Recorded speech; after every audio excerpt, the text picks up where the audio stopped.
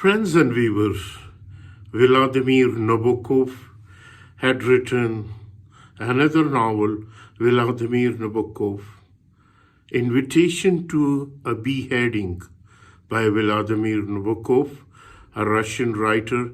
This is a novel published in 1935.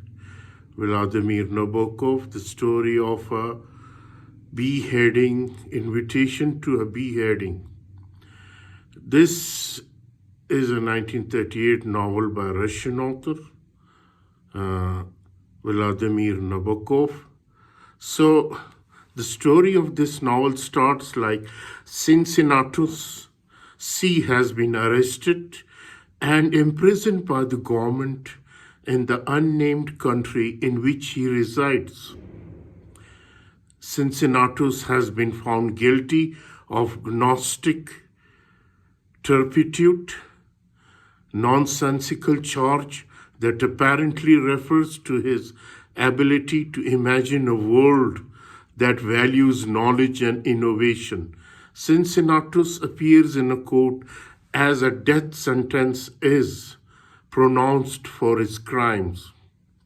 He is then confined to a cell in a prison fortress to await his execution. At first, he is the only prisoner in the fortress. His handlers are the prison director, Roderick Ivanovich, the jailer, Rodrian, and Cincinnatus' own lawyer, Roman Vissarionovich. Roderick is ingratiating and prone to flattery. Rodrian is direct and unsubtle. Roman is ineffectual and prone to confusing matter with legal jargon and formalities.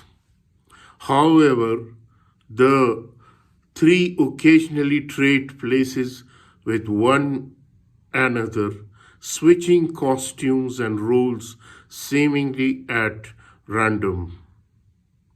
Cincinnatus makes only one request of his handlers, that they tell him the date of his execution so he can be mentally prepared, but they are unable or unwilling to do so.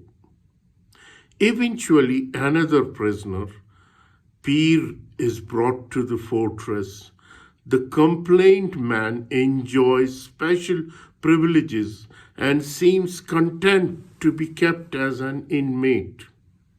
Though Cincinnatus only wants to be left alone with his thought, Peary contrives to become his friend and even confesses to the jailer that he tried to help Cincinnatus escape. Though Cincinnatus is confused as to whom, when, or how Peary did this, he is pleasantly surprised by the man's honesty and by his offer to take the scaffold with him. However, he is still unable to learn the scheduled date of their joint execution. During his time in prison, Cincinnatus dutifully keeps a diary in which he records his thoughts and the circumstances that led him to be imprisoned. He is especially troubled that no one will tell him the date of his execution, because that means he does not know how much time he has to complete his writing project. Unable to find other who are able to dream as he does, Cincinnatus begins to suspect that his dreary world is only an illusion. He wonders if his upcoming death will free him from the world he currently inhabits and allow him to enter a better one. A few days into his imprisonment, Cincinnatus is visited by his mother, whom he hardly knows, having been raised as an orphanage. Cincinnatus at first declined to see her, but is eventually forced to meet with her by his jailers. His mother, Cecilia, tells Cincinnatus the story of his birth and also confesses that his father had similar dreams and ideas, though he quickly abandoned her.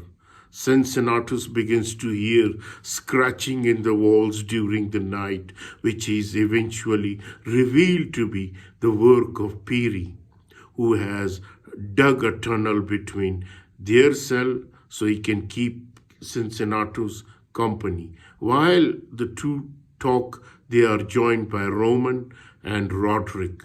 Piri revealed that he is not a fellow inmate, but rather Cincinnatus' executioner.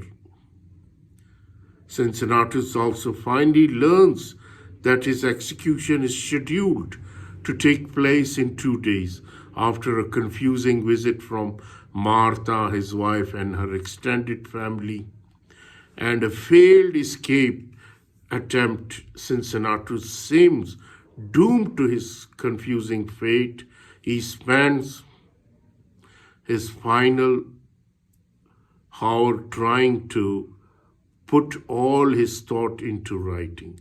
Shortly before the execution, a group of government officials meet with Cincinnatus and Piri. As it is custom, when the day of his execution finally arrives, Cincinnatus proceeds to the public square with Roman, Roderick, and Piri.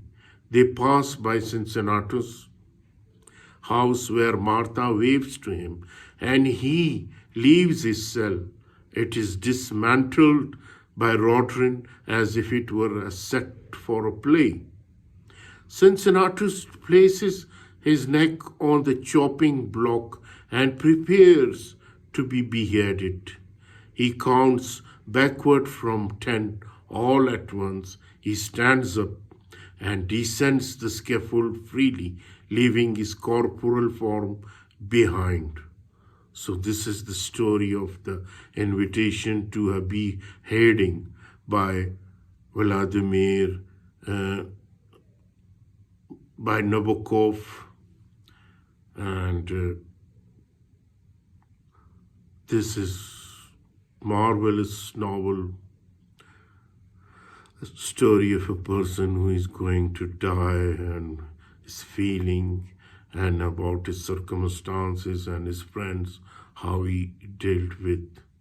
I hope you will enjoy this novel, Invitation to a Beheading by Vladimir Nabokov.